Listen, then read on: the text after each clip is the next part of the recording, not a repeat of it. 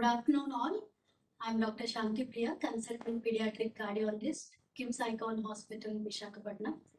Today, we'll be discussing briefly on congenital heart defect in view of World Congenital Heart Defect Week, Awareness Week, which we celebrate during the second week of February every year. Congenital heart defect is basically the defect in the structural formation of the heart, and CHDs are one of the most common major birth defects we know of. And estimated birth prevalence is around 9 per 1,000, and approximately 2 lakh children are born with congenital heart defects in India every year. And of these, only 1/5 are likely to have a serious defect requiring intervention in the first year of life. Next. Coming to the congenital heart defect with the major classification types, which we can broadly classify into simple and the complex CHD. The simple CHDs are mostly the septal defects, that is the holes in the heart, which we commonly call, and the patent ductus arteriosus. In this, we come across ASD, that is atrial septal defect. Next. Atrial septal defect is the defect in the two upper chambers of the heart. These can be small, moderate, or large. Usually, the small and the moderate ASDs, they have chances of spontaneous closure on their own, where the large ASDs will require intervention. Likewise, VSD is the septal defect between the two lower chambers of the heart, and the small VSDs like ASDs might close on their own, whereas the larger VSDs will require intervention and they might cause heart failure. Other common example of the simple congenital heart defect will be the patent ductus arteriosus, which is the PDA. The ductus usually closes within 72 hours of life after birth, but in some babies, this can be persistent and cause heart failure. And all these children with simple CHDs may remain asymptomatic, or they may present with heart failure, which can present in the kids with feeding difficulty or breathing difficulty or failure to gain weight adequately, and they can have frequent pneumonias and lung infections. Coming to the complex CHDs, next.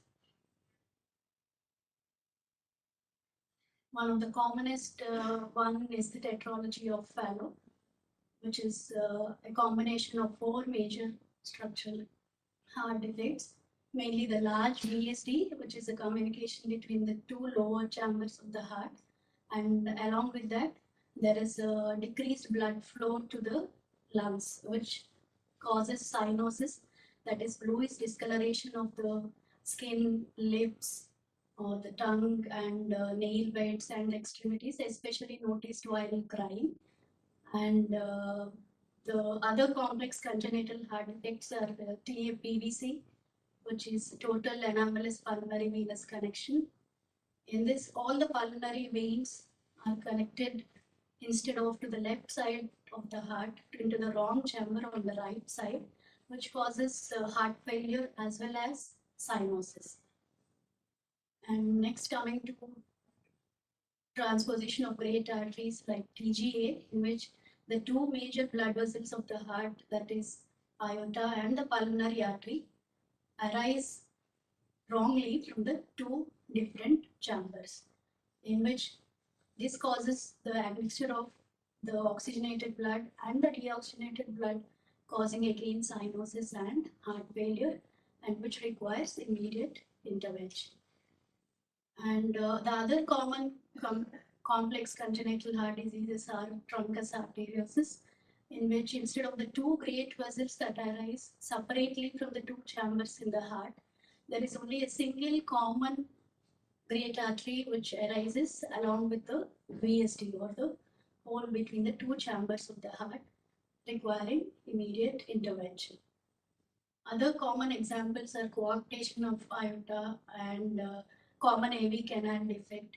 In common AV canal defect, there is a hole spanning all the four chambers of the heart, and depending on the severity and the symptomatology, we need to intervene early.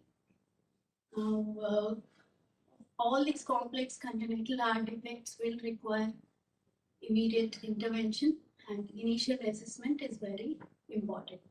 Next. Coming to the various treatment options available in CHDs, along with medical management, that is pharmacotherapy with medical drugs, there are two major options, treatment options, that is catheterization and surgical options. Catheterization is minimally invasive, very less invasive compared to surgical option, and it is very well tolerated, and it enhances early recovery, and it is one of the best treatment choices for the septal defects, that is simple CHDs like ASD, VSD, and PTA, and various valvular lesions like aortic stenosis or pulmonary valve stenosis. Balloon dilatation will be the treatment of choice in the cath lab. And all the complex CHDs will require surgical intervention. And with recent advances and the surgical expertise we have, most of the complex CHDs can be assured of a reasonably good quality of life and good outcome in most of the complex CHDs in the recent times. And not only the surgical options, early detection by screening initially is very important, and antenatal diagnosis through fetal echocardiography, which can detect most of the congenital heart defects even before birth, is very important in careful planning of the delivery and initial assessment after delivery of the baby with congenital heart defect.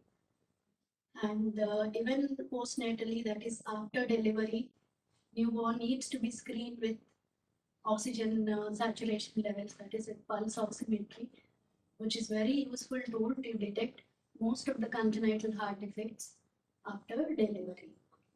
And with these proper early screening, early diagnosis, and initial assessment, which is crucial in management and timely intervention in all the babies with CHDs.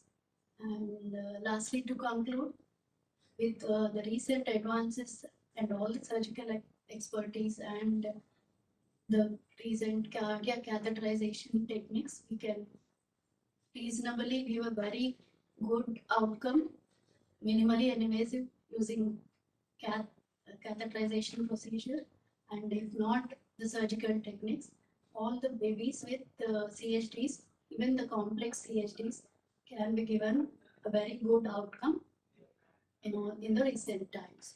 Thank you.